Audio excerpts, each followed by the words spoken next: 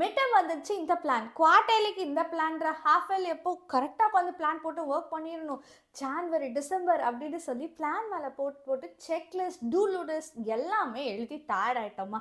ஆனாலும் நம்ம செய்ய ஆரம்பித்தோமா அப்படின்னு கேட்டால் டவுட்டு தான். டைமுக்கு ஏற்ற மாதிரி சீசன்ஸுக்கு ஏற்ற மாதிரி பிளான்ஸ் தான் மாறுதே தவிர நாம மாறுறோமா இல்லை.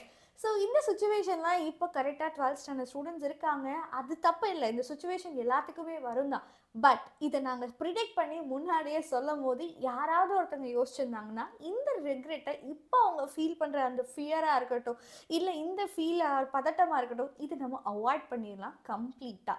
ஸோ இந்த டிப்ரெஷன்ஸ்லேருந்து அவாய்ட் பண்ணணும் அப்படின்னா ஒரு வேக்கப் காலாக நம்ம 11th ஸ்டாண்டர்ட் ஸ்டூடெண்ட்ஸுக்கு கொடுக்கணுன்றதுக்காக தான் இந்த வீடியோ. ஸோ பசங்களா ஒரு விஷயம் தெரிஞ்சுக்கோங்க. So great work always take time. நாம் ஒரு ஒர்க்கை சூப்பராக பண்ணணும் அப்படின்னு நினச்சோன்னா அதுக்கு நிச்சயமாக டைம் எடுக்கும். ஸோ அந்த டைமை இப்போ நீங்கள் எடுக்க ஸ்டார்ட் பண்ண வேண்டிய நேரம் வந்தாச்சு. ஸோ பிஃபோர் தட் நம்ம சேனலை யாரெல்லாம் சப்ஸ்கிரைப் பண்ணீங்கன்னா சப்ஸ்கிரைப் பண்ணிக்கோங்க, லைக் பண்ணி ஸ்மாஷ் பண்ணுங்கள். உங்களோட 12th ஜேர்னியாக வந்து சூப்பராக ஒரு பயங்கரமான வேயில் இருக்கணும் அப்படின்னு தான் இந்த சேனல் உங்களுக்கு பயங்கர யூஸ்ஃபுல்லாக இருக்கும்.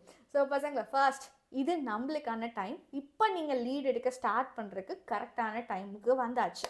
So because 12th public start ஆயிடுச்சு அண்ட் உங்களுக்கு 11th 12th போர்ஷனும் ஸ்டார்ட் பண்ணியாச்சு.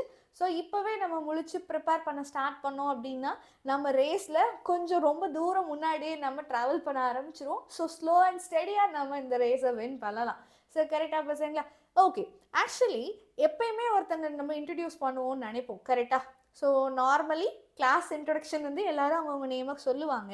ஆனால் ஒரு விஷயத்த நம்ம பண்ணணும்னு நினைப்போம். லைக் ஒரு மேம் வந்துட்டு சூப்பராக சொல்லிக் கொடுக்க ஸ்டார்ட் பண்ணுறாங்க அப்படின்னா மனசுக்குள்ளே டக்குன்னு டேய் சூப்பராக புரியுது, நம்மளுக்கு இந்த சப்ஜெக்டில் நம்ம நல்லா மார்க் எடுக்கணும் அப்படின்னு ஒரு ஆசை வரும்போது அந்த டீச்சருக்கு என் பேர் தெரியணும் அப்படின்னு சொல்லிட்டு உங்களுக்கு ஒரு தாட் வரும்ல. எஸ், அதுதான்.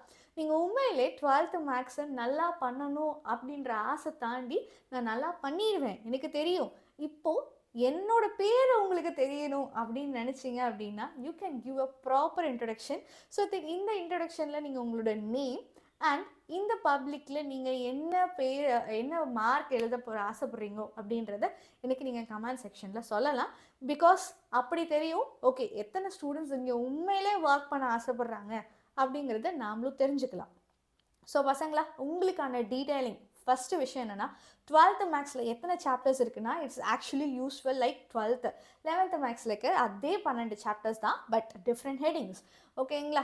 என்னென்ன ஹெட்டிங்ஸ் இருக்குன்றதுக்கு முன்னாடி உங்களுக்கு ஒரு பப்ளிக் அனாலிசிஸை நான் ப்ரிப்பேர் பண்ணியிருக்கேன். ஸோ இது வந்து 12th மேக்ஸுக்கான பப்ளிக் அனாலிசிஸ்.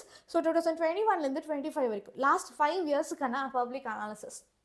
இதில் பார்த்தீங்கன்னா என்னென்ன சாப்டர்ஸ்லேருந்து எவ்வளோ கொஷின்ஸ் லைக் எவ்வளோ மார்க்ஸில் கொஷின்ஸ் கேட்டிருக்காங்க அப்படிங்கிறத டீட்டெயில் பண்ணி ஆவரேஜாக ஒரு சாப்டர்ஸில் எவ்வளோ மார்க்ஸ் வருது அப்படிங்கிறத நான் உங்களுக்கு சொல்லியிருக்கேன். இதில் பார்த்தீங்க அப்படின்னாடாமா இந்த ரெட் கலரில் போட்டிருக்கல, இந்த ரெட் கலரில் போட்டிருக்க எல்லா விஷயமும் வந்துட்டு ஹை வெயிட்டேஜை இண்டிகேட்ஸ் பண்ணுது.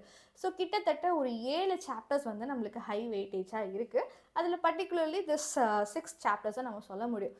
ஆனால் இந்த 6 சாப்டர்ஸுக்குமே பில்டிங் பிளாக்ஸாக இருக்கிற அந்த சாப்டர்ஸ் நீங்கள் 11th ஸ்டாண்டர்டில் படிச்சிருக்கீங்க.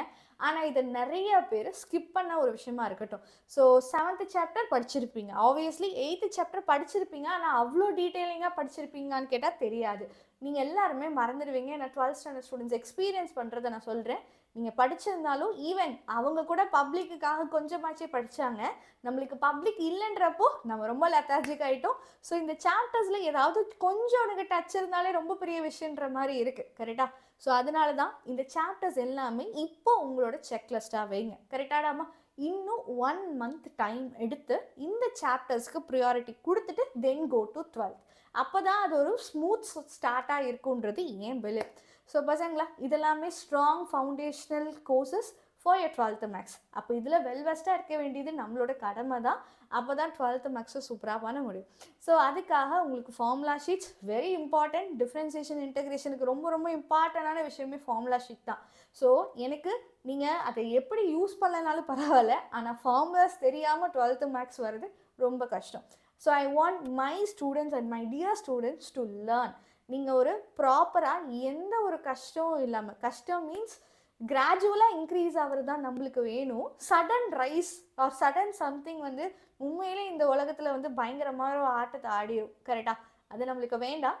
Have a gradual increase.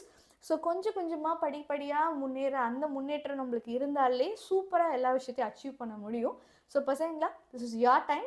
கிராஜுவலாக இன்க்ரீஸ் ஆகுங்க, அட் அ ஸ்ட்ரெச் பண்ண முடியாது. ஸோ இப்போவே 11th ஸ்டூடெண்ட்ஸ் உங்களுக்கு நான் சொல்லிட்டேன் இந்த சாப்டர்ஸ் எதுக்கு இம்பார்ட்டன்ட்னு சொல்லிட்டு. அந்த சாப்டருக்காச்சும் at least give some importance and read it. So உங்களுக்கு இது போக இந்த பிடிஎஃப் போக நான் வந்துட்டு இம்பார்ட்டன்ட் கொஷின்ஸோட பிடிஎஃப்லையும் நான் அட்டாச் பண்ணுறேன். ப்ளீஸ் அதை நோட் பண்ணிவிட்டு டிஸ்கிரிப்ஷன் பாக்ஸில் தான் இருக்குது. So if you don't mind அதை டிஸ்கிரிப்ஷன் பாக்ஸ் வேணால் நான் உங்களுக்கு ஓப்பன் பண்ணி காட்டுறேன்.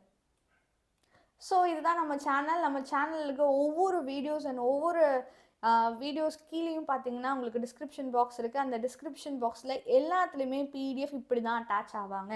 So you can see this link and click பண்ணி நீங்கள் அட்டாச் பண்ணி ஜாயின் பண்ணிக்கலாம். ஸோ பசங்களா, ப்ளீஸ் வெரி வெல் ஷுர். நான் சொல்ல எல்லா பாயிண்ட்டையும் யோசிச்சு பாருங்கள், சிந்திச்சு பாருங்கள் அண்ட் உங்களோட இன்ட்ரொடக்ஷனை எனக்கு கொடுங்க.